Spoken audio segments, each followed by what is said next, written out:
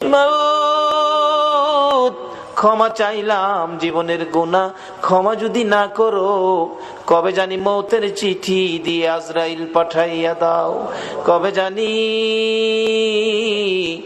গর্তে বাহির করবে রে, আর ঘরের ভিতরে নিবে না।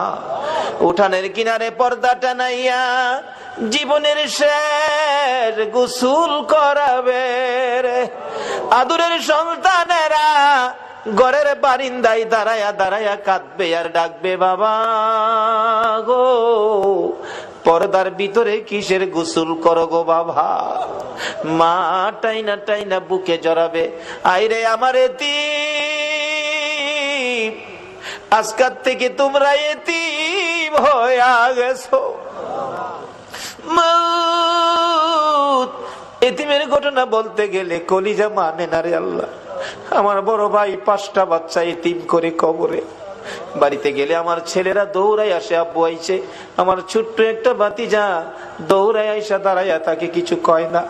জিজ্ঞেস করি, বাবা কি চাও, কি লাগবে, কি দরকার বলো।